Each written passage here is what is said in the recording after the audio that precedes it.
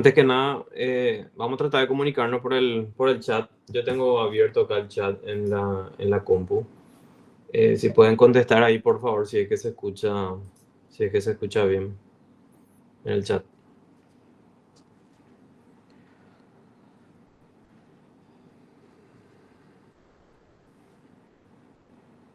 Ok, perfecto. Bueno, la idea también de la clase de hoy era un poco resolver algunos ejercicios a modo de refuerzo para lo que es nuestro examen que se viene, ¿verdad? En este caso tenemos un problema de torsión, como podemos notar acá, donde tengo un eje que está compuesto en un tramo AB por un material macizo con una sección circular que tiene un diámetro de 5 centímetros. Ahí a la izquierda tenemos un empotramiento imperfecto, ¿verdad? Por otro lado, el tramo BC es un tramo hueco que tiene un diámetro interno y un diámetro externo, cuyas características se ven ahí, ¿verdad? Que sería la longitud BC, que es 120 centímetros, y esos diámetros externo y interno, que son 7 y 5 centímetros. Me da prácticamente todas las características del tramo AB, su módulo a la torsión G, AB, que es 1 por 10 a la quinta, y el módulo de la torsión del tramo BC, que sería 5 por 10 a la quinta. ¿Ok? Después me da el esfuerzo de corte admisible que soporta el material en el tramo AB, que es de 200 kilos sobre centímetro cuadrado, y el esfuerzo de corte admisible en el tramo BC, que corresponde a 400 kilos sobre centímetro cuadrado, ¿verdad? Entonces, cerrando un poco las características que estaba diciendo, ¿verdad? Un tramo AB hecho de un material macizo, me da todas las características del material. El tramo BC, que es hueco, me da también todas las características y toda su geometría. Me especifica, ¿verdad?, que el empotramiento a la izquierda es imperfecto y el empotramiento a la derecha es perfecto. ¿Ok? Bueno, después vamos a ver el tema de la característica del empotramiento imperfecto, que de hecho ya vimos en clase, ¿verdad? Pero acá no está el dato, ¿verdad? Pero vamos a agregarle cuando sea el momento ese dato del empotramiento imperfecto. Bueno, hay una carga distribuida lineal representada por la letra M minúscula, como podemos notar. Y básicamente la pregunta del problema es cuál es ese valor máximo de la carga M que se puede aplicar, ¿verdad? Eh, o sea, me estoy recordando, creo que esa es la pregunta, pero vamos a ir avanzando y ahí vamos a ir viendo, ¿verdad? Bueno, la idea acá es, primero, cómo encaro un ejercicio que es hiperestático, que se caracterizaba porque voy a tener que liberar siempre uno de los empotramientos, ya sea el izquierdo o el derecho en este caso. Yo les había dicho que cuando hay un empotramiento imperfecto, yo les recomendaba que liberen siempre el empotramiento imperfecto porque era un poquitito más fácil desde el punto de vista del análisis. Entonces, en este caso lo que vamos a hacer es, vamos a liberar el empotramiento imperfecto, que es el que está a la izquierda, ¿verdad? Entonces, básicamente saco ese empotramiento imperfecto, como podemos notar ahí, queda ya solamente libre en el apoyo en A. Y a partir de ahí voy a hacer un análisis de los diagramas de momentos torsores internos. Por un lado, yo voy a tener el diagrama de momento torsor, que es el que va a producir la carga distribuida, que podemos notar que como yo liberé a la izquierda, hago un corte por la estática y vengo de izquierda a derecha, entonces voy a tener la ecuación de una recta, o sea, para ese tramo AB, y para el tramo BC ya se mantiene constante con ese valor ya de la longitud de AB, que es 100, por lo tanto es 100 M ya en ese tramo BC.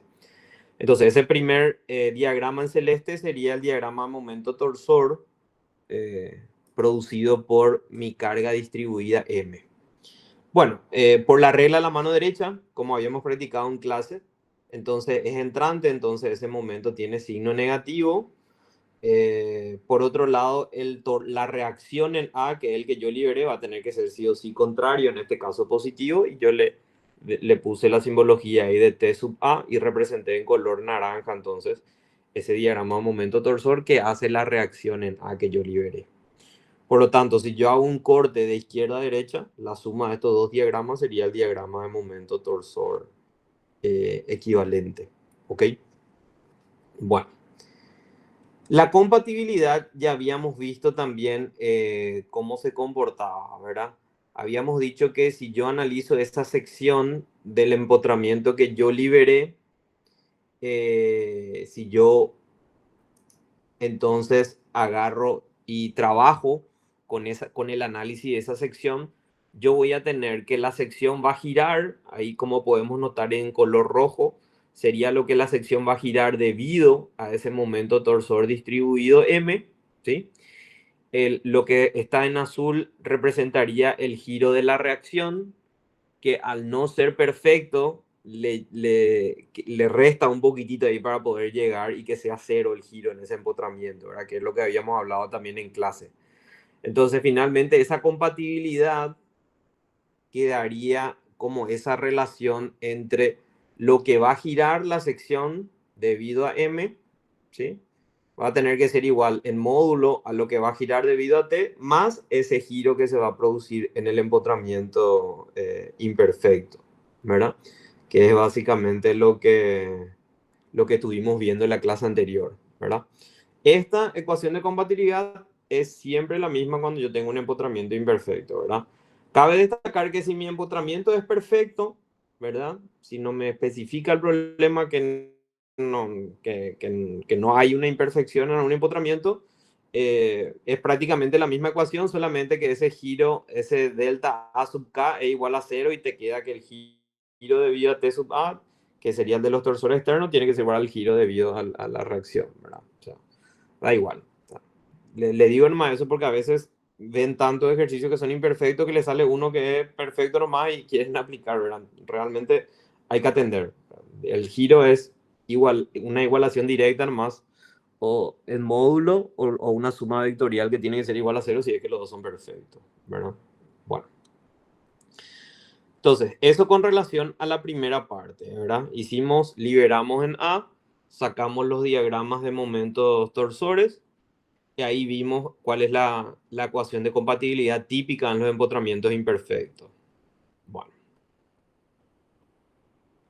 ahí veo entonces que yo necesito el giro en A debido al momento torsor distribuido y el giro en A debido a la reacción T sub A. Es lo que voy a necesitar para poder levantar la indeterminación y resolver mi problema, ¿verdad?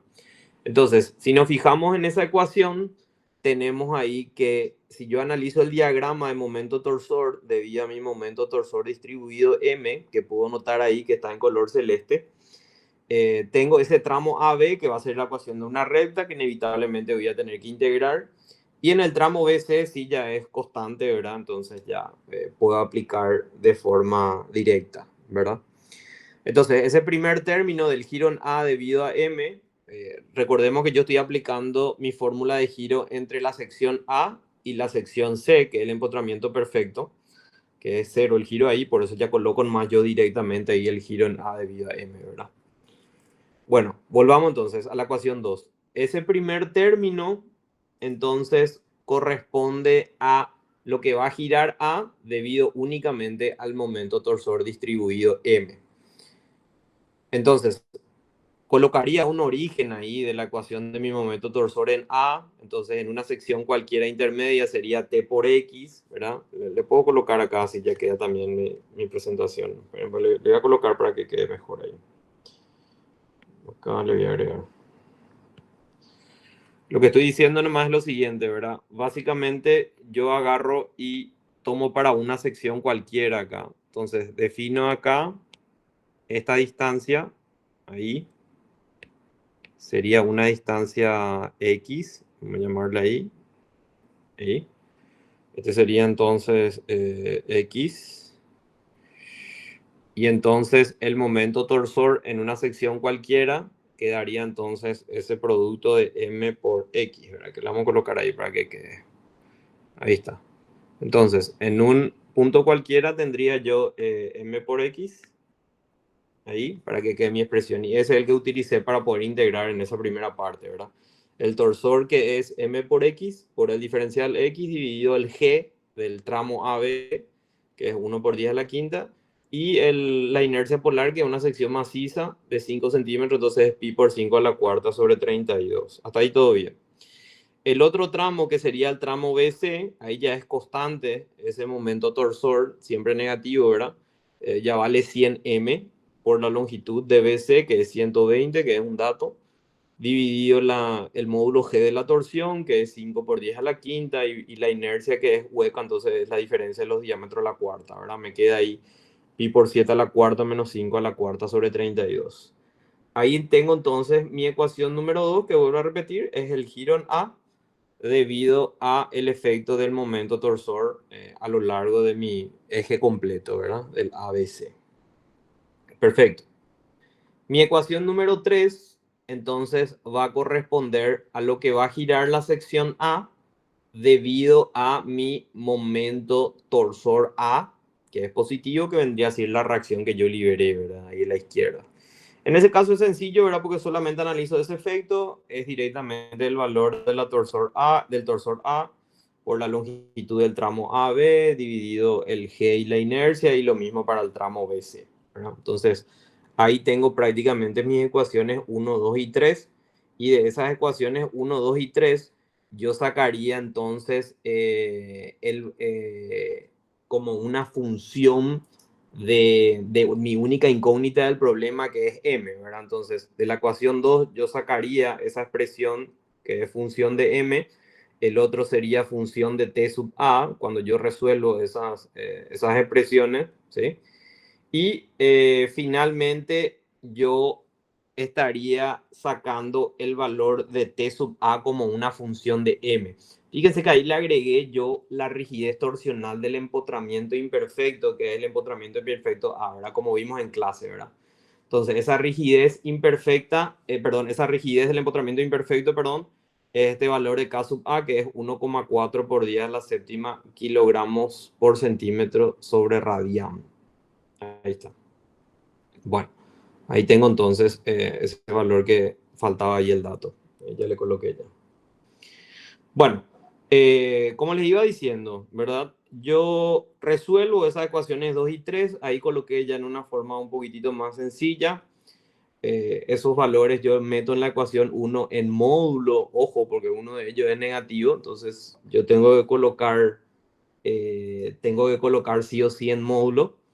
Entonces, al meter en módulo en mi ecuación 1 y teniendo en cuenta que el jirón A es verdad, debido al empotramiento imperfecto, que está representado por el phi sub A con el subíndice K, que es igual a T sub A dividido K sub A. Ya le coloqué nomás directamente ahí en la expresión, pero esto ya hicimos en clase, ¿verdad? Así que entiendo que manejan. Cualquier cosa me preguntan, ¿verdad? En el chat.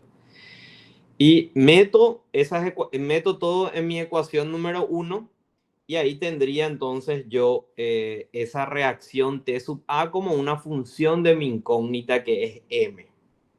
Que por lo general es a lo que nosotros queremos apuntar siempre en el problema, ¿verdad? Que es lo más complicadito siempre. O sea, los ejercicios van a tener ciertas variantes cuando haya alguna incógnita, pero siempre es la idea sacar esa reacción como una función, ¿verdad? De la incógnita que me presenta el problema, ¿verdad? Ahí preguntaron en el chat, el empotramiento imperfecto, ¿vos no asististe a la clase de Rafael la última vez? Bueno, te recomiendo que trates de mirar esos ejercicios que hicimos en clase, ¿verdad? Pero respondiendo un poco rápido. El empotramiento imperfecto es un empotramiento que va a permitir un ligero giro debido a la deformación del material del cual está hecho, ¿verdad? El empotramiento en donde entra mi viga. Entonces, si te especifica que el empotramiento es imperfecto, lo que va a suceder es que va a permitir un giro, donde ese giro vos vas a relacionar con ese dato que te va a dar, que se denomina rigidez torsional del empotramiento imperfecto, que es ese valor K sub A que se encuentra ahí.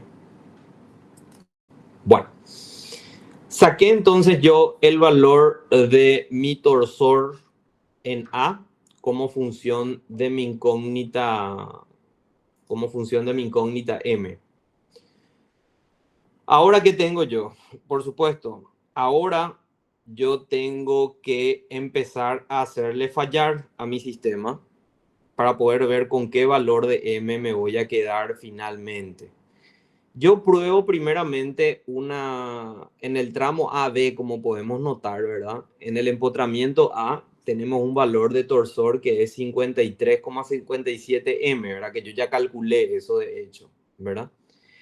Y en la sección B podemos notar que se le va a ir sumando pues esa área negativa de la carga distribuida M. Entonces en la sección B va a llegar a un valor de 100 menos ese 53,47, por lo tanto va a ser un número menor que 50, ¿verdad? Pues la suma tiene que dar 100, pues. Entonces, en ese tramo AB, yo ya coloqué nomás yo directamente ahí, ¿verdad? Porque el análisis es relativamente sencillo, como podemos notar. Puedo colocar acá, voy a poner una capa para poder especificar eso. Acá. Entonces, lo que yo digo es lo siguiente, ¿verdad? Cuando analizamos en el tramo AB, nosotros vemos ya que la suma ahí en la sección A es ese valor de 53,47 M, ¿verdad? Y el otro valor que va a tomar ahí en la sección B, porque va a ir disminuyendo, pues se le va a sumar esa área negativa, ¿verdad? Sería 100 menos 53,47, que finalmente va a ser un número que va a ser menor que 50, por lo tanto el momento torsor máximo en ese tramo AB va a ser en la sección A. Que de hecho por eso es lo que yo ya le coloqué directamente nomás ya este valor acá, ¿verdad? Porque como ya es el momento torsor máximo en esa sección AB, directamente me voy ahí, que es donde va a fallar, ¿verdad?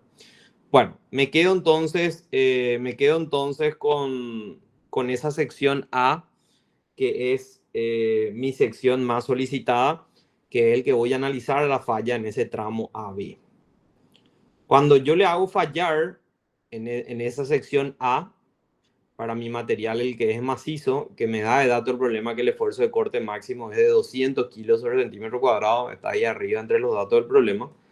Entonces, 200, que el esfuerzo de corte va a ser igual al momento torsor, que es 53,57 M, ¿verdad? Que es lo que saqué ahí T sub A en función de M. Dividido la inercia polar de la sección maciza, que es pi por 5 a la cuarta sobre 32, y por el radio polar máximo, que vendría a ser el radio, ¿verdad? De la sección circular, porque habíamos hablado que el esfuerzo de corte se hace máximo en la periferia. Entonces, de esa manera, yo saco cuál tendría que ser el valor de M para el cual falla la estructura en ese tramo AB, que me sale ese valor de 91,63 kilogramos por centímetro sobre centímetro. Bueno, ahora me resta hacer la verificación en el otro tramo BC, ¿sí? Ahí es más fácil porque la sección es hueca, ¿verdad? Y el momento torsor es constante. Entonces ese momento torsor ya va a ser directamente el valor de T sub A menos 100M, ¿verdad? Entonces ahí va a ser directo que da ese valor de 100 menos 53,57M te da 46,43. Entonces cuando yo le voy a la falla en el tramo BC, ahí ya es constante el valor del momento. Fíjense que yo estoy tomando el módulo nomás, eso. Acá tienen que prestar atención cuando van a analizar la falla, porque a veces o podés tomar el módulo, ¿verdad? O si no, le pones al esfuerzo de corte con su signo correspondiente, ¿verdad? Si es positivo o negativo. El problema te da nomás el esfuerzo de corte admisible, no te especifica si es positivo o negativo, ¿verdad? Eso siempre es en módulo. Bueno, el dato del problema es que que el esfuerzo de corte en el tramo BC es de 400 kilos sobre centímetro cuadrado. Le hago fallar entonces a ese tramo BC. Le igualo al momento torsor en ese tramo, que es lo que ya calculé, 46,43.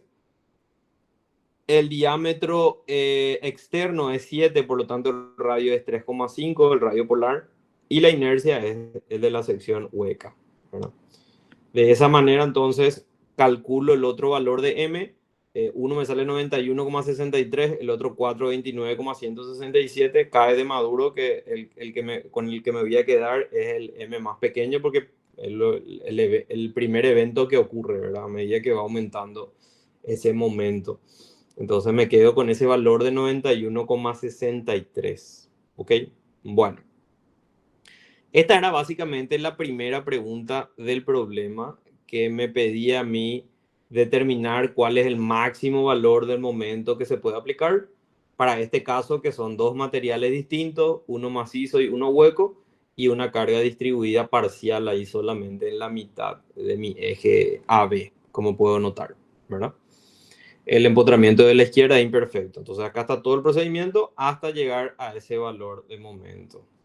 Ahora, la otra pregunta del problema yo creería que está relacionado justamente con el giro máximo, si mal no recuerdo, ¿verdad? Entonces, para poder determinar el giro máximo, habíamos hablado que tenemos que tener sí o sí ya el diagrama de momento torsor completo de la figura. Entonces, como yo ya tengo ese valor de M o ya me quedo con ese valor de 91,63, entonces yo puedo calcular ese diagrama de momento torsor ya equivalente, que es el que tengo ahí, donde tengo ese valor positivo de 53,57 en A, después la ecuación de una recta y después ya se mantiene constante ese 46,43. De hecho, son los valores que utilizamos luego para el análisis de falla también, ¿verdad? Ahí, si yo me voy Profe, a... Sí, te escucho. te puedo interrumpir un ratito. ¿Qué fue lo que dijiste sobre el diagrama que tenemos que tener completo ya? ¿Para qué? Sí, lo que dije fue que cuando tengo estos tipos de ejercicios que son hiperestáticos con carga distribuida, el giro máximo se da en el punto, o sea, lo primero que tenés que analizar es donde tu momento torsor se hace cero. Entonces, siempre que te pide giro máximo y es un ejercicio hiperestático, ojo, si es un ejercicio hiperestático, entonces tenés que analizar primeramente dónde tu momento torsor se hace cero, ¿verdad? Cuando yo hablo que se hace cero, estoy hablando de que siempre va a haber una pendiente, va a ir disminuyendo, va a pasar de un signo a otro signo. No estoy hablando de un salto, porque eso es otra cosa, ¿verdad? Entonces, ahí donde se hace cero tu momento torsor, ¿verdad? Es un punto a analizar para giro máximo. Y el otro punto a analizar sería donde giró tu empotramiento imperfecto. Esos serían los dos lugares a analizar. A veces se hace cero en más de un lugar también, ¿verdad? Entonces, primeramente analizamos dónde se hace cero tu momento torsor y después analizamos ese giro que se produjo en el empotramiento imperfecto para poder comparar finalmente y ver cuál es mayor, ¿verdad? Porque gira pues tu empotramiento imperfecto y hay algunos casos, ¿verdad? Dependiendo de la carga que el giro máximo se da, ¿verdad? En el empotramiento imperfecto. Bueno, continuando entonces, yo analizo, ¿verdad? Ese punto ya con tu diagrama de momento torsor equivalente, que es lo que yo coloqué en gris, que ya es la suma de los diagramas que están en celeste y en naranja. Ese momento torsor equivalente veo que se hace cero ahí necesariamente en un punto porque cambia, ¿verdad? De positivo a negativo y esa es la ecuación de una recta, ¿verdad? Entonces, calculo ese valor, fíjense, exactamente identifico dónde se encuentra ese punto en donde se hace cero, ¿verdad? Mi momento torsor. Y de esa manera yo calculo exactamente ahora el giro para ese punto, ¿verdad? Entonces, ese es un punto a analizar donde posiblemente se encuentre el valor de giro máximo. Bueno, voy a hacer un screen de esto porque creo que ahora le coloco una capa. Sí, ahí arriba le coloco una capa. Entonces voy a hacer un screen de esto y le voy a pasar a la delegada como para que tengan esta primera parte del análisis antes de que desaparezca otra parte. Ok, después le voy a pasar. Bueno, hasta acá entonces hallamos el valor máximo de M que se puede aplicar y hicimos el análisis donde se hace cero mi momento torsor, que ahí queremos analizar cuánto vale el giro máximo. Le coloco una capita ahora ahí arriba, justamente para poder poner la ecuación, ¿verdad? Y ahí me voy entonces a calcular yo mi giro máximo, ¿verdad? Ese giro máximo se va a dar entonces justo en ese punto en donde mi momento torsor se hace cero para mí, ¿verdad? Y en este caso yo hallé entonces ese giro máximo y tomé, si se fijan en mi ecuación, yo tomé el giro entre la sección C, que es la que no gira, y ese punto en donde se encuentra, ¿verdad? Por supuesto, mi giro máximo, que está a 46,43 centímetros de B. Entonces hago entre C ¿verdad? Y ese punto en donde el momento torsor se hizo cero, que vuelvo a repetir, está a 46,43 centímetros de esa sección B. Ahí aplico mi fórmula. Y fíjense que ya es más sencillo, ¿verdad? Porque yo ya trabajo con el diagrama equivalente nomás ya de mi momento torsor, ¿verdad?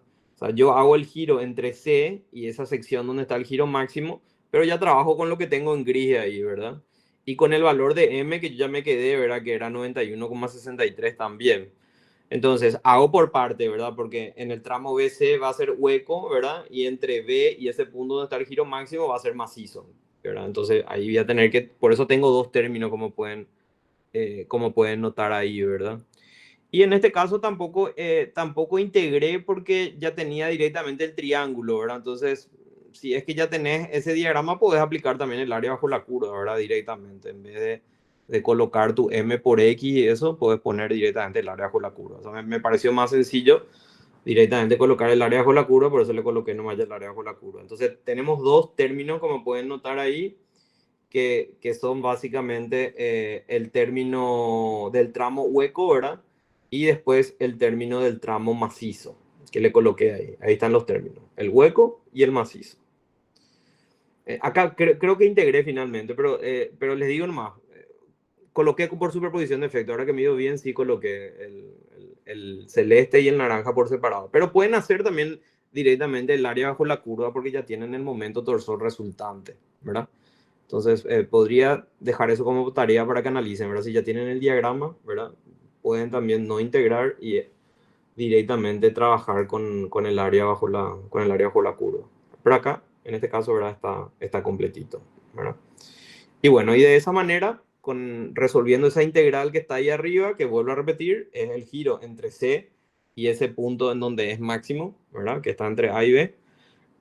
Resuelvo esa integral, vuelvo a aplicar por parte, tramo macizo y tramo hueco, y ahí tengo entonces ese giro máximo que es 0,022, ¿verdad?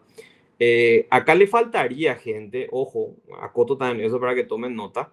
Acá le faltaría verificar el giro en ese empotramiento imperfecto, ¿verdad? Que sería A, en A. A ver si alguien me puede calcular para poder comparar con este giro máximo, a ver si es menor. Ese giro en A debido al empotramiento imperfecto sería el torsor A dividido 1,4 por 10 a la séptima. ¿Me puede calcular alguien eso?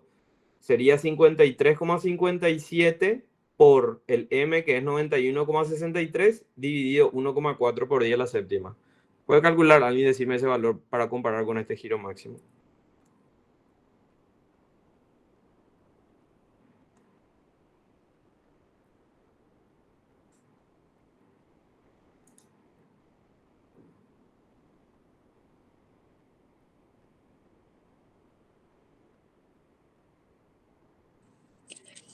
3,51 por 10 a la menos 4, profe.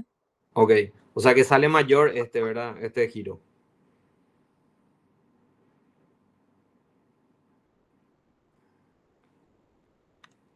¿Me puede escribir en el chat ahí cuándo salió, por favor? A ver si alguien más calculó también.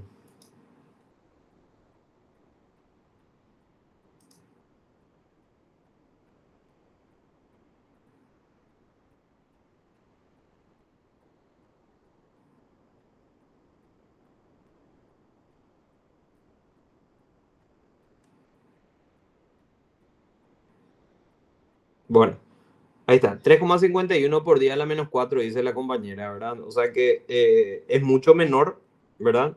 Es mucho menor que el 0,022 radianes.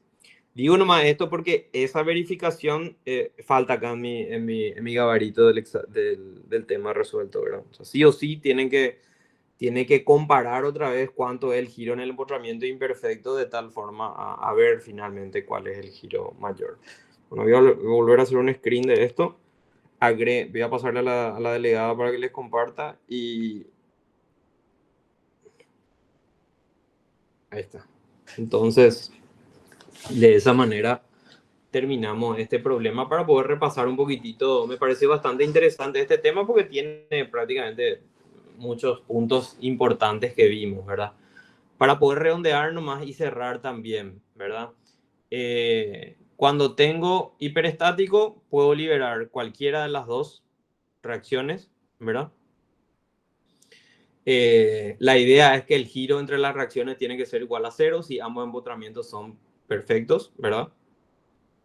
Este problema en particular no era perfecto el empotramiento A, entonces al no ser perfecto ese empotramiento A, nosotros tuvimos que hacer ese análisis, ¿verdad?, del giro en la sección del empotramiento imperfecto, donde siempre va a tener esa particularidad de esa ecuación de compatibilidad que acabamos de ver ahí, ¿verdad? Siempre va a ser eso, ¿verdad?, cuando tu empotramiento es imperfecto.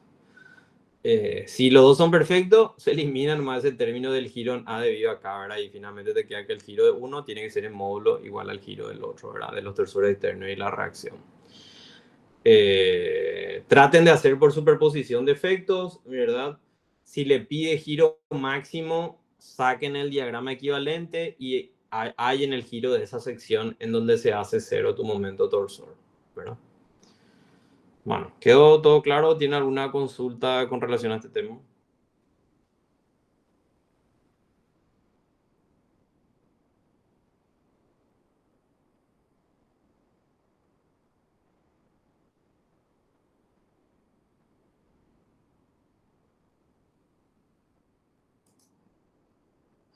Ok, perfecto. Ahí escribieron ahí en el chat.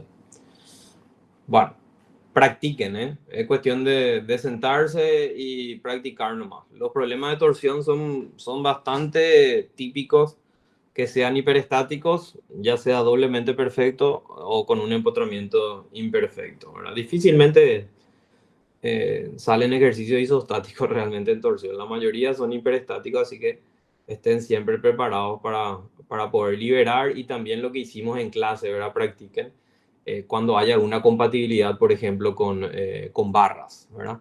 Y también el tema de área variable, ¿verdad? Siempre tiene que estar presente ahí, si es que mi área es variable, también cómo encarar el problema, ¿ok?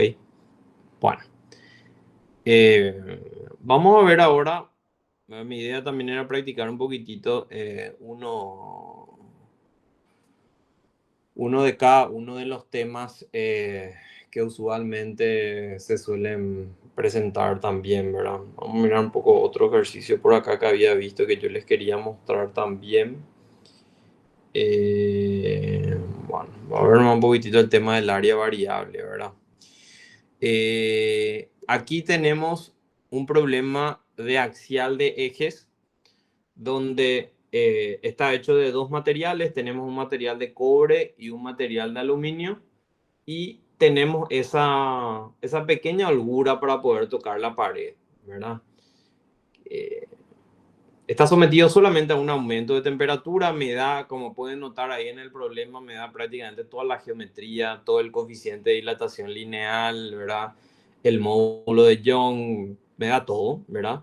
Me da también esa pequeña distancia, delta, que es lo que le falta ahí al extremo del aluminio para hacer contacto con la pared, que podemos notar que es súper chiquitito, ¿verdad? 0,44 centímetros, ¿sí?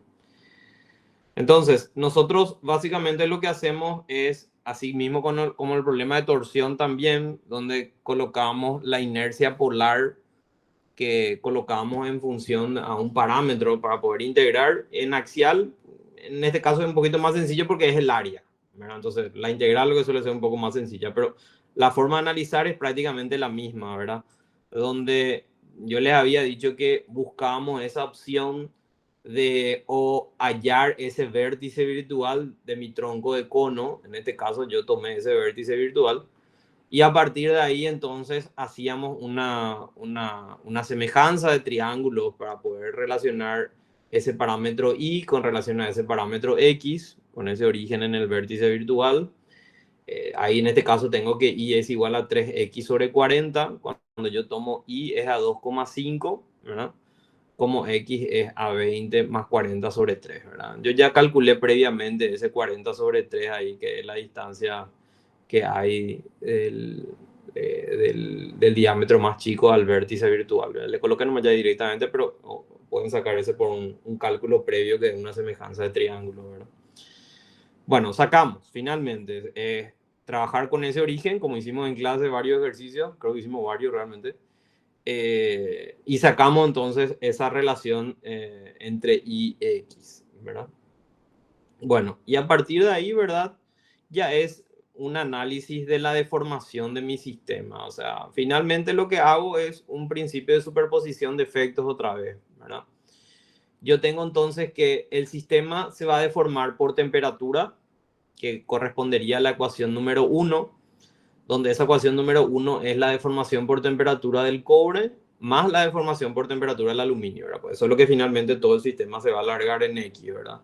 En el hipotético caso que no estuviese, por supuesto, esa pared que está ahí a la derecha, entonces la deformación total por la temperatura va a ser la suma de esos términos, que sería la deformación en el cobre y en el aluminio, que es alfa por delta T y por la variación de temperatura, que es 95 grados. O sea, todo es dato en este caso, ¿sí?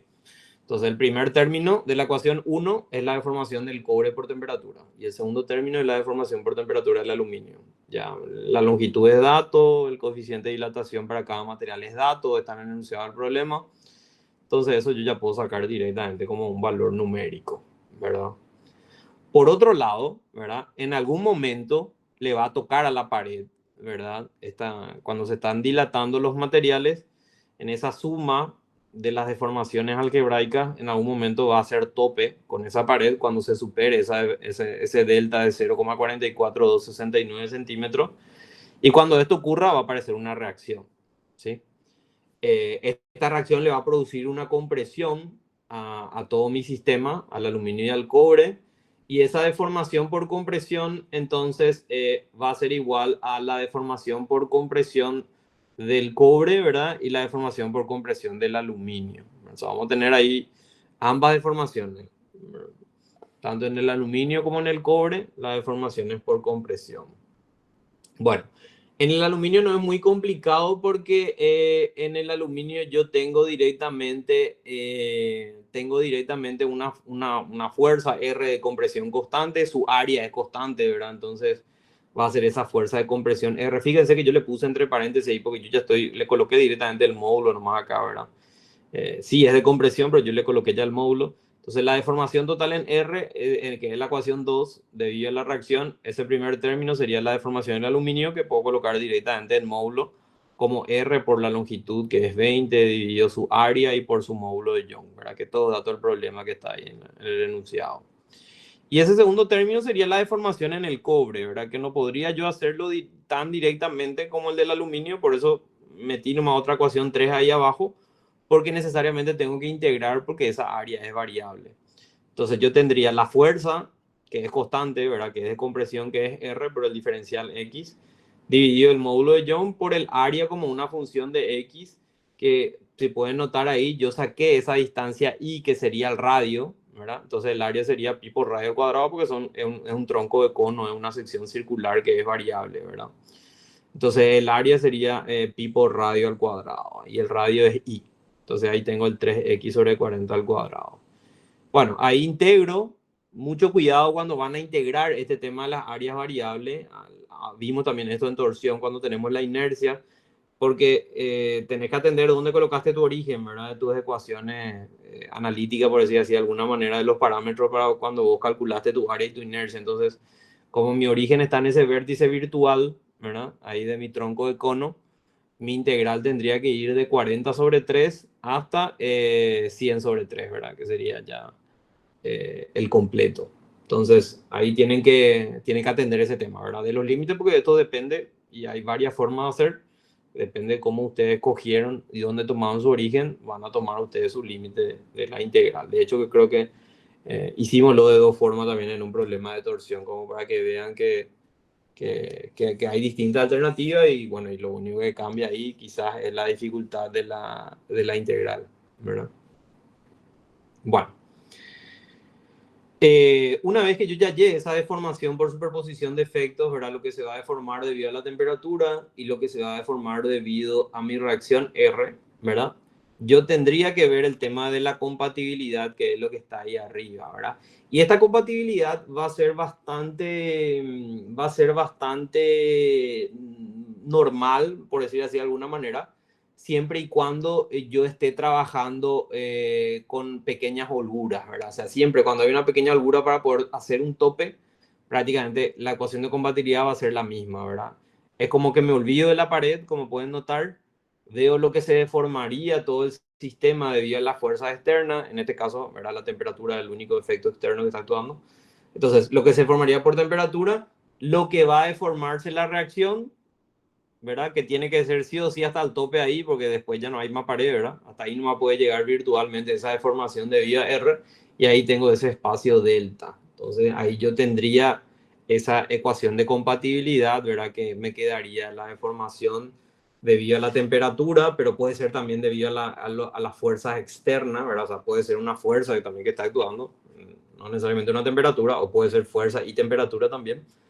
Entonces, todos los efectos, ¿verdad?, que están actuando en el sistema, esa deformación va a tener que ser igual a la deformación debido a la reacción más esa pequeña holgura eh, que delta, ¿verdad?, que en este caso es un dato del problema.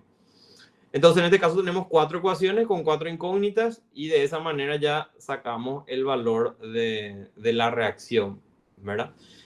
Recordemos que el problema me pide el esfuerzo normal, ¿verdad? Y el esfuerzo normal en barras axiales es la fuerza dividido el área. Y la única fuerza, ¿verdad?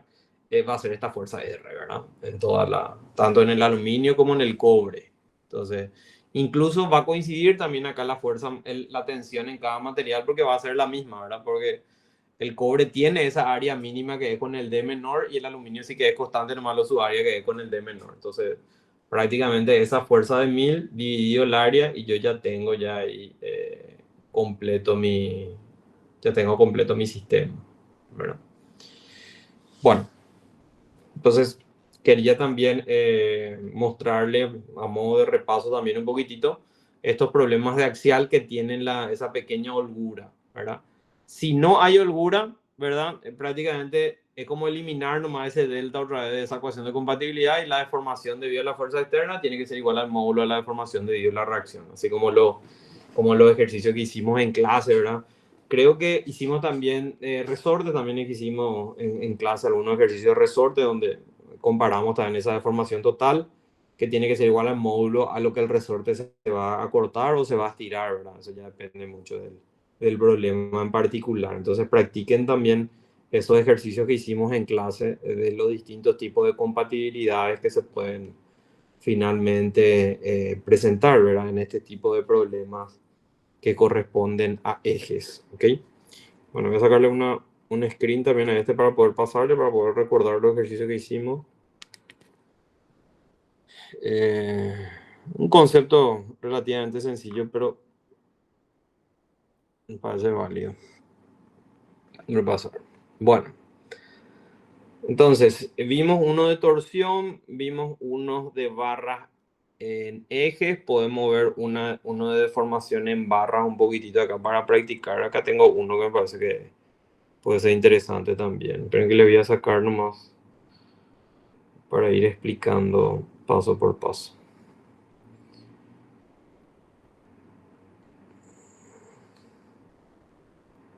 Bueno, aquí tenemos entonces un problema en donde tengo un sistema que está compuesto por una barra rígida, que sería la barra BCF, y tenemos 3 barras que son deformables, que sería la barra AB, la barra EF y la barra CD, ¿sí?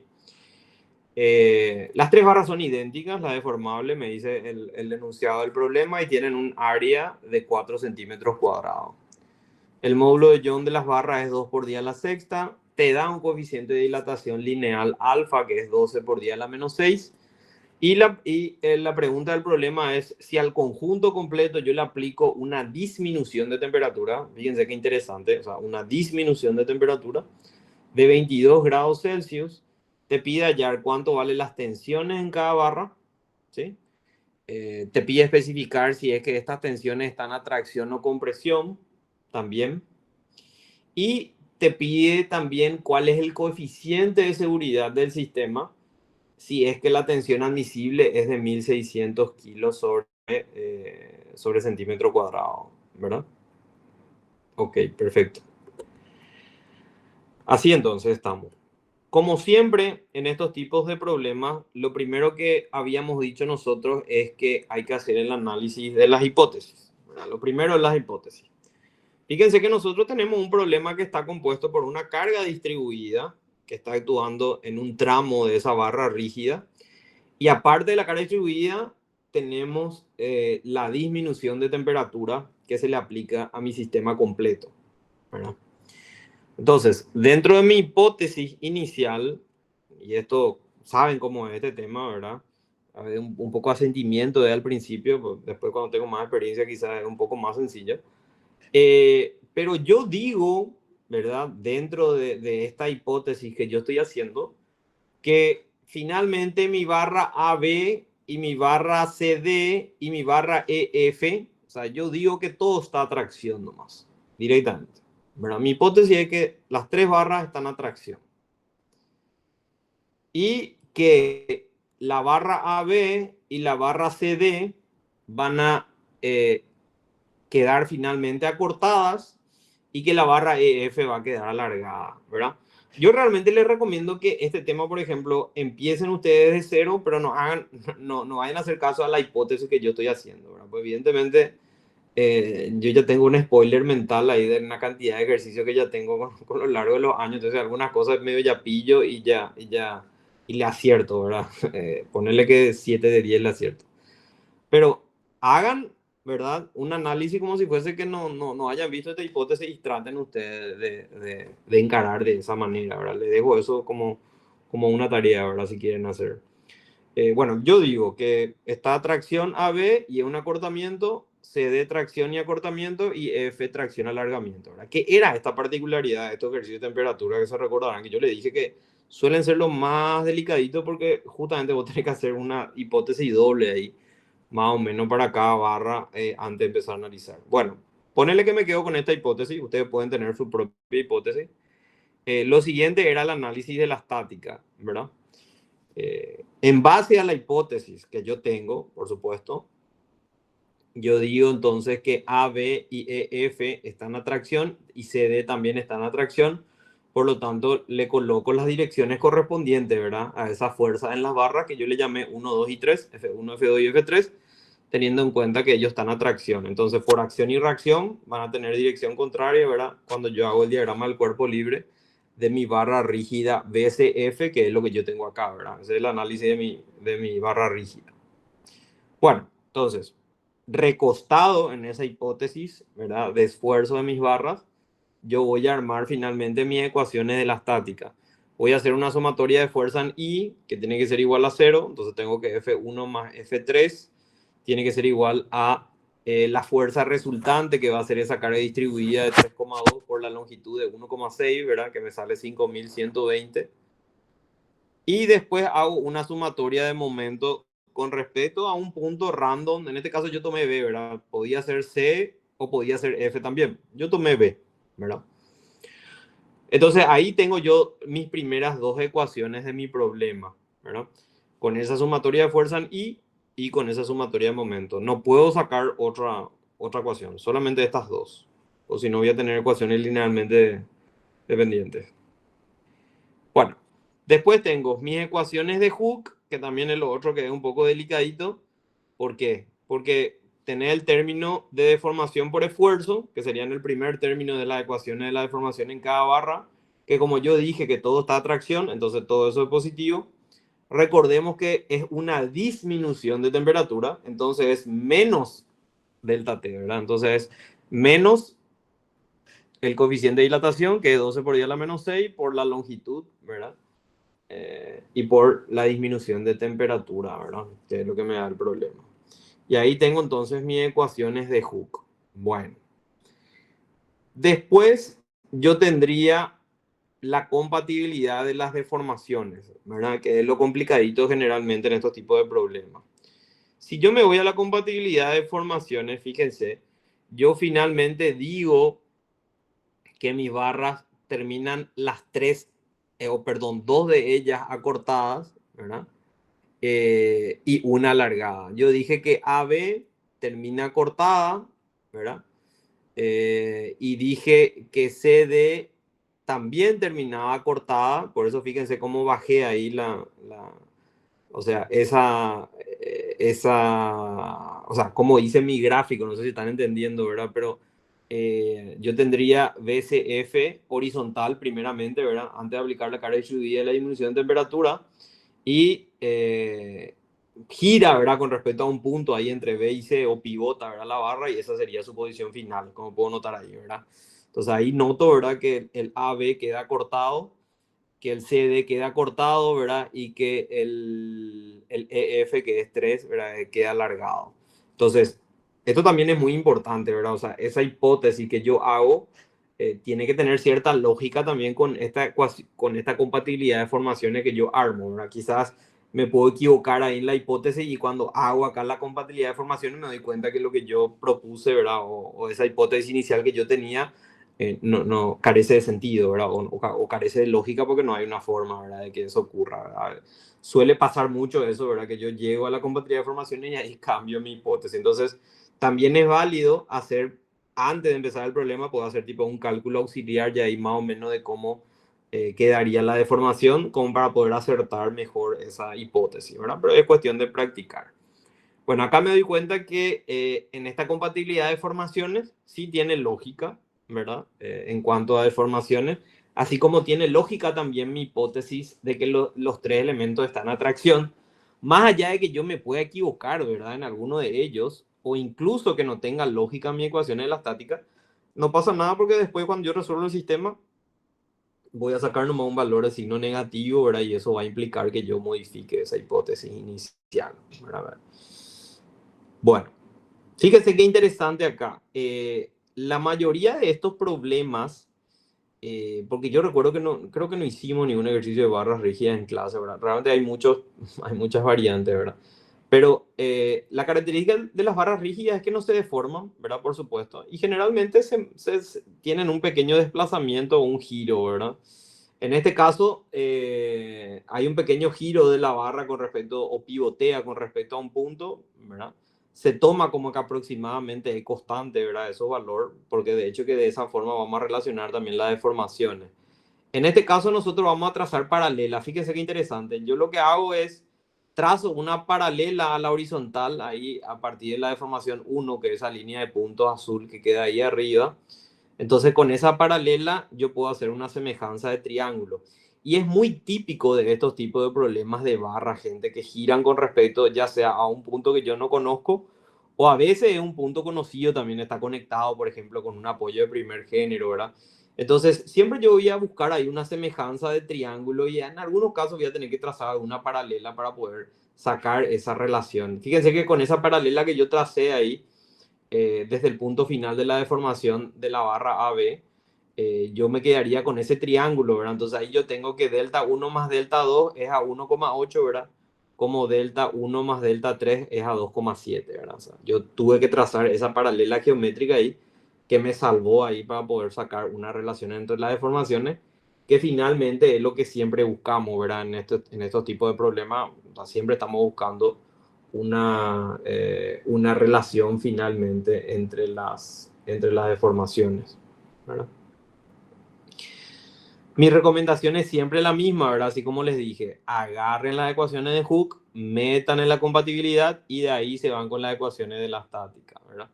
Entonces, metiendo las ecuaciones de Hooke en la compatibilidad, yo saco esta relación que yo ya coloqué ahí abajo, ¿verdad? Que me relaciona la fuerza F1, la fuerza F2 y la fuerza F3. Fíjense que queda una constante ahí, como pueden notar, ¿sí?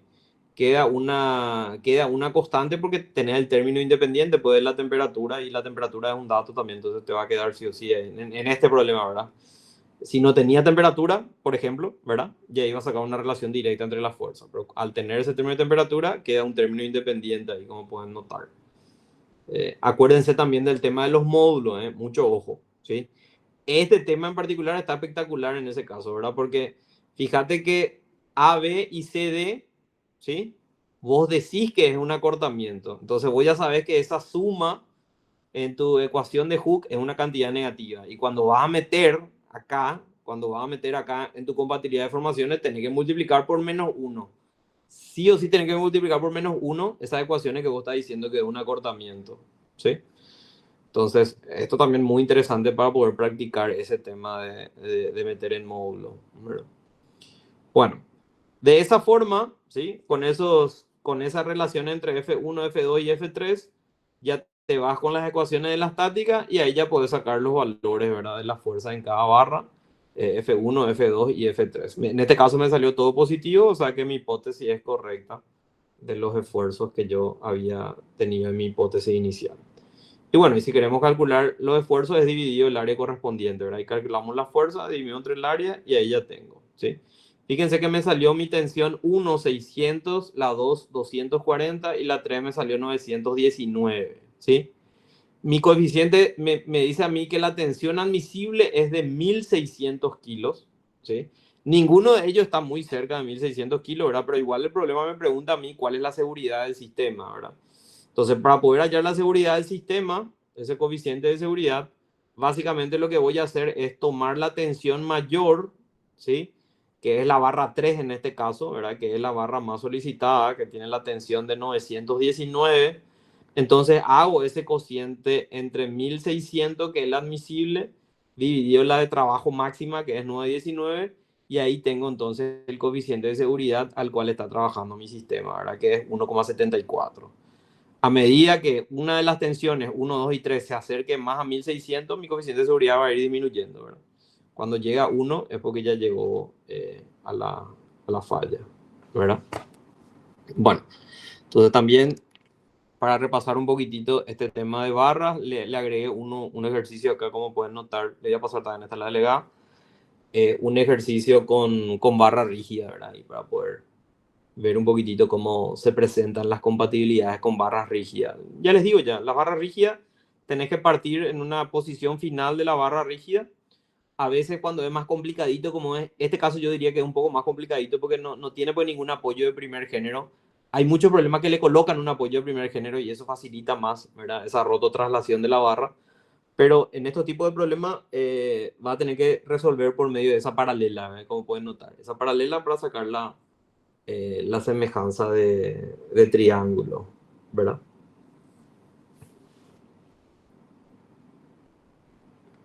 Entonces, ¿se entendió todo? ¿Me están siguiendo? A veces me voy medio rápido. Ok, perfecto.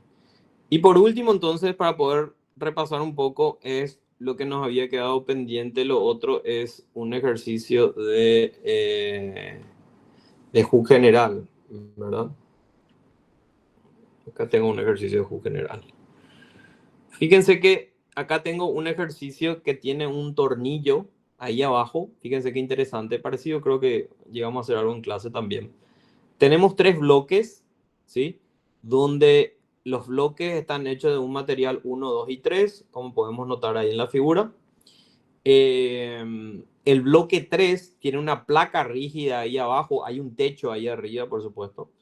Y ese bloque 3 tiene una placa rígida y esa placa rígida está conectado con una barra de rosca y hay un tornillo ahí abajo que yo voy a girar, ¿verdad? La idea del problema es girar el tornillo, ¿verdad? Al girar ese tornillo que comprima al bloque 3, ¿verdad? En I. Y esa compresión en el bloque 3 va a querer que el bloque 3 se dilate en X y ahí le va a comprimir otra vez a los bloques 1 y 2. Pero, ¿verdad? Los bloques 1 y 2 a su vez tienen una fuerza de compresión en la dirección del eje Y que están centrados en las caras de arriba de los bloques, ¿verdad? Son todos cubos de 3 materiales. Bueno, entonces, básicamente vamos a hacer, para poder practicar un poco estos tipos de problemas como hablábamos siempre, ¿verdad? Ley de Hooke generalizada pueden ser largos los problemas, ¿verdad? No siempre, a veces son cortos también relativamente. Pero el tema está en ir separando los cuerpos y ir analizando esos esfuerzos por parte, ¿verdad? Ir haciendo las ecuaciones que voy a necesitar. Habíamos hablado de 3 cosas a tener en cuenta cuando voy a aplicar las ecuaciones de ley de Hooke general, que yo les había dicho que era, ¿verdad? Donde la deformación unitaria es 0, ¿verdad? Donde hay una compatibilidad con otro cuerpo necesariamente o alguna condición del problema, ¿verdad? O que me pida lo explícitamente el problema. Una deformación en una dirección, ahí sí o sí voy a tener que aplicar, ¿verdad? Entonces, teniendo en cuenta físicamente lo que está ocurriendo, que me parece que es bastante intuitivo y se entiende, ¿verdad? O sea, yo giro el tornillo, vuelvo a repetir, giro el tornillo de esa barra roscada que está hecho de un material 4. Ese tornillo va a comprimir el bloque 3, ¿sí? Y ahí se va a relacionar, por supuesto, con la deformación de los bloques 1 y 2, que tienen también fijas unas paredes a su izquierda y a la derecha, ¿verdad? Y con las fuerzas que están actuando. Bueno, cuando yo me voy con el material 1, vamos primeramente al material 1, que sería el bloque de color amarillo que yo tengo ahí. Ese material 1, ¿sí? Yo tengo una tensión en I que es negativa, ¿verdad? Que es el que hace la fuerza F. Eso ni se duda luego, ¿verdad? La tensión en I es negativa, que es la fuerza dividido el área que es A por A, porque son todos cubos en teoría, ¿verdad? O sea, la profundidad es A, ¿verdad? Entonces, la tensión en I es negativa, eso es categórico. La tensión en X también es negativa, ¿verdad? ¿Por qué? Porque debido a la fuerza F se quiere alargar en X y encuentra una reacción que es el bloque 3 y la pared, o sea que la tensión es negativa sí o sí, ¿verdad? Y lo mismo para el bloque 2, o sea. Entonces, ¿qué ecuaciones de ley de Hooke general yo necesito en este bloque 1? ¿Verdad? Deformación unitaria en I0 no tengo, ¿verdad? Condición del problema no tengo porque creo que, voy a ver qué me preguntaba el problema, no me acuerdo bien, ¿verdad? Pero lo que sí es clarísimo acá es la deformación en X, ¿verdad? Porque sí o sí lo que ese cuerpo 1 se deforma en X, yo voy a relacionar de alguna manera con lo que se va a deformar el cuerpo 3 y con lo que se va a deformar el cuerpo 2. O sea, hay una compatibilidad de deformación en X, por lo tanto yo sí o sí tengo que utilizar esa ecuación de la ley de Hooke general en mi material 1. Y ahí está. Armo entonces esa deformación unitaria en X para mi material 1. ¿Sí? Bueno, acá hay una cosa interesante, gente. Acá hay una cosa interesante. Yo ya le coloqué el signo negativo a mi bloque 1 en la deformación unitaria en X. ¿Por qué? Porque yo ya estoy diciendo ya que ese bloque 1 va a terminar acortándose. Y esa es una hipótesis mía, ¿verdad? Porque finalmente es una hipótesis. Yo digo, ¿verdad? Que como evidentemente que yo quiero calcular un número de vueltas máximo, probablemente creo que era este problema que le puedo aplicar ahí al sistema para que no falle, ¿verdad? Entonces yo digo que el bloque 3 se va a comprimir bastante, ¿verdad? Y le va a empujar al bloque 1 y el bloque 2. Entonces yo digo que el bloque 1 y el bloque 2 van a terminar acortándose. Esa es una hipótesis mía. Ustedes pueden decir también que se alarga, no hay ningún problema, ¿verdad? Después nomás ese signo negativo va a decir si su hipótesis es correcta o no. Pero yo ya le coloqué el negativo a la deformación unitaria en X en 1, entonces yo ya digo ya que 1 se va a cortar. Entonces, menos la deformación en X de 1, ¿sí? Es igual a la tensión en X, que va a ser igual en los tres bloques porque el área es la misma. ¿Se acuerdan de eso? Hablamos también de eso, ¿verdad? Si el área en contacto es la misma, ¿verdad? Entonces la tensión en X va a ser la misma para los tres materiales, ¿verdad? Lo único que cambia es que las áreas sean distintas. Ok. Menos μ1 sobre E1, ¿verdad? La tensión en I, que va a ser la fuerza dividido el área, que es menos F dividido el área, que es A por A, que es A cuadrado.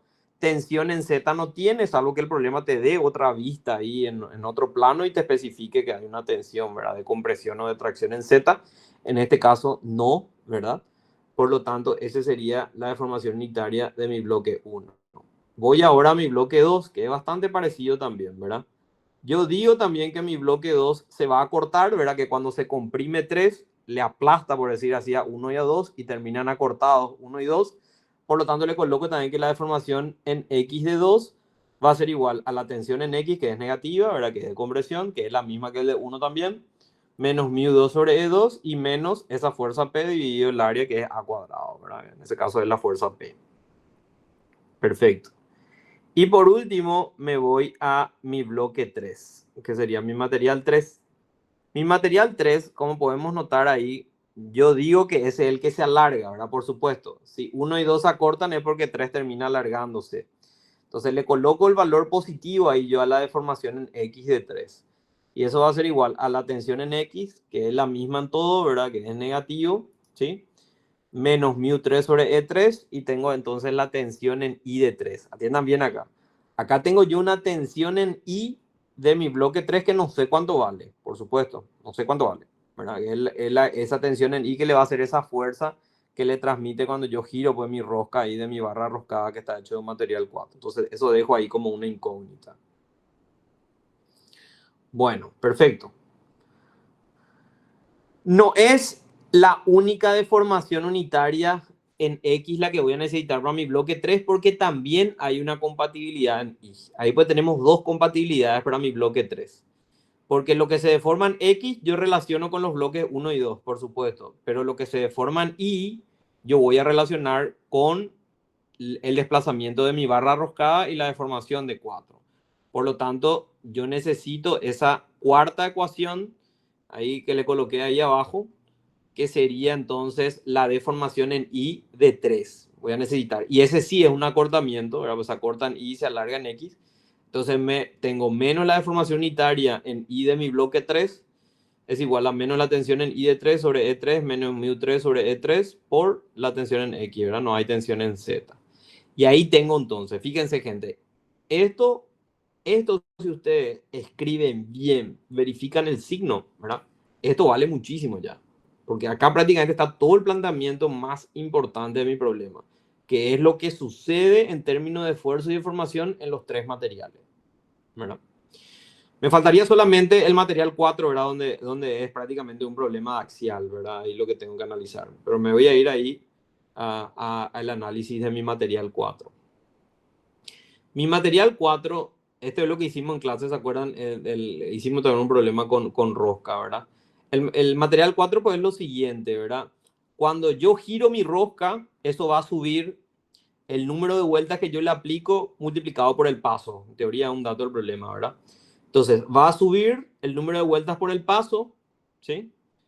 Después va a tener una deformación, ¿verdad? Debido a la deformación por esfuerzo de esa barra finalmente, ¿verdad?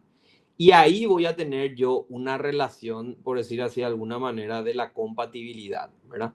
Yo ya le coloqué nomás ahí directamente en esta ecuación, pero ustedes pueden hacer una deducción ahí para poder entender mejor si es que quieren, ¿verdad? No hay problema.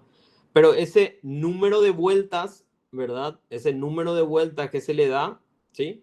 Va a tener que ser igual entonces a lo que se va a deformar la barra 4 por esfuerzo, ¿sí?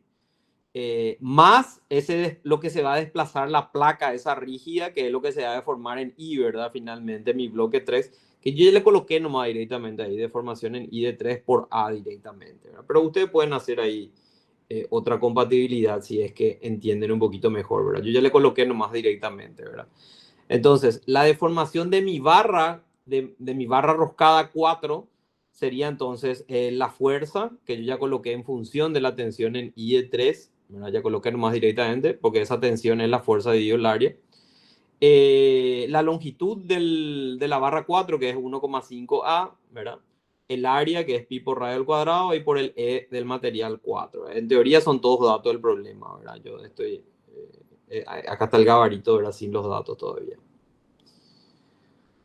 Bueno, ahí tengo entonces la compatibilidad, donde esa compatibilidad es el número de vueltas, ¿verdad?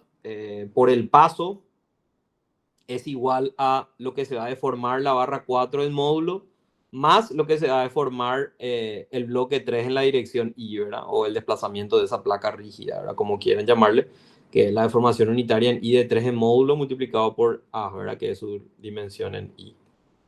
Y bueno, y ahí tenemos entonces. ¿Y cuál es la última ecuación de compatibilidad? Y con eso yo ya cierro prácticamente mi sistema. La deformación de X de 3 de alargamiento tiene que ser igual a la deformación de X de 2 más la deformación de X de 1, ¿verdad? Y esto tiene mucha lógica, ¿verdad? Lo que el 3 se va a alargar en X va a tener que ser igual a la suma de lo que se va a cortar el 1 en X y lo que se va a cortar el 2 en X, ¿verdad? Yo nomás ya no le coloqué ahí el multiplicado por la longitud A, porque los 3 valen A, pues. Entonces, como los 3 valen A, se elimina la A, entonces dejé nomás ya ahí la deformación unitaria, ¿verdad? Pero en un caso en que no tengan las mismas dimensiones en X, va a tener que hacer, o sea, cada uno por su longitud en X. No sé si se entiende, ¿verdad? Yo nomás ya le coloqué ahí la deformación unitaria porque todo es A, pues en X, entonces ya se elimina nomás. Entonces, para que no se mareen, ¿verdad? El problema te preguntaba, acá tenemos prácticamente las 7 ecuaciones del problema. El problema te preguntaba cuál era el número de vueltas máximo que vos le podés aplicar. Entonces, ahora era análisis de falla, ¿verdad? Lo que tenía que hacer yo. Tenía que hacer falla material 1, falla material 2, falla material 3, falla material 4. Ese es entonces mi análisis de falla, ¿verdad? Entonces, en mi análisis de falla, yo de todas las ecuaciones, primeramente saco en función del número de vueltas, que es básicamente lo que yo les dije que para mí sería lo mejor, ¿verdad? Entonces, lo primero que yo puedo hacer es hacer nomás bien el álgebra de todas las ecuaciones, ¿verdad? Que son prácticamente esas ecuaciones de la 1 a la 7, que yo le llamé ahí. Entonces, hacer el álgebra de todas las ecuaciones y sacar esa tensión en X, que es tu incógnita, como función del número de vueltas, y la tensión en Y de 3, función del número de vueltas. Y con eso ya tenés prácticamente todo, ¿no? O sea, tensión en X, tensión en Y de 3 en función del número de vueltas, y ahí ya tenés todo. Y ahí ya te puedo ir directamente al análisis de falla, ¿verdad? Si los cubos fallan en X, ¿verdad? La tensión que te da de dato del problema era de 500, ¿sí? O la fuerza máxima creo que era. Sí, la tensión máxima, está bien, porque eso ya es tensión. Entonces, la tensión máxima en X era de 500 de los cubos. Creo que los tres eran del mismo material. Entonces, la tensión máxima es de 500. Le hago fallar a los cubos en X. Y ahí yo saco entonces un número de vueltas para que los cubos fallen con esa tensión en X, ¿verdad? Después, si me voy al análisis de la falla de la barra, el problema me daba de dato que la tensión máxima de la barra era de 10.000, ¿verdad? Entonces, de esa forma yo saco, no sé si este es el valor de la fuerza o la tensión, después pueden analizar ustedes, porque yo ya le coloqué nomás ya acá el gabarito. Cuando hago el análisis del falla de la barra, que es fuerza sobre área, tengo entonces el número de vueltas máximos para que falle la barra, ¿verdad? Y finalmente mi respuesta evidentemente sería que falla primeramente la barra, ¿verdad? Pero para repasar nomás, ¿verdad? Acá lo que yo quería rescatar más bien acá es cómo encaramos estos ejercicios de ley de Hooke generalizada, identifiquen los cuerpos por separado, trabajen con su hipótesis, colóquenle bien los signos, ¿verdad? Y bueno, y después ver cuáles son las ecuaciones que yo necesito en base a esas tres cosas que le dije. Este problema otra vez muy particular, como pueden notar ahí, ¿verdad? Porque tiene otra vez un tornillo de rosca y bueno, y tiene toda ahí la complicación de esos tipos de problemas de rosca. Pero finalmente es una combinación, ¿verdad? De problemas de axial con ley de Hooke generalizada. Y bueno, era prácticamente para hacerle un poquitito el aguante y que tengan algunos ejercicios si quieren mirar, ¿verdad? Voy a hacer un screen acá para poder pasarle también. Entonces, para que tengan también un poquitito de material extra para poder repasar para el examen, ¿verdad? Tengo entendido que el examen es a las 8, a ver si me puede escribir ahí en el chat. Yo voy a tratar de llegar bien temprano para dar una mano con ese examen. Entiendo que el examen dura, puede ser unas 2 horas.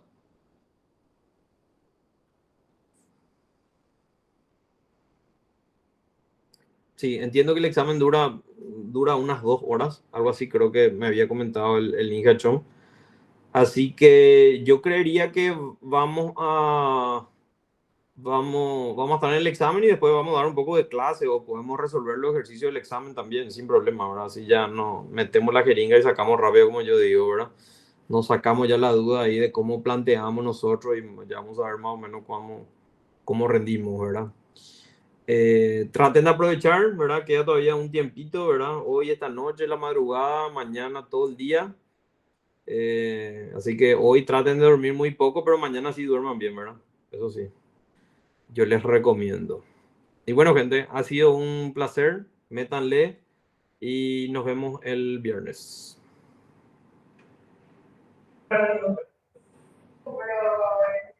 Gracias, profe. Dale, dale.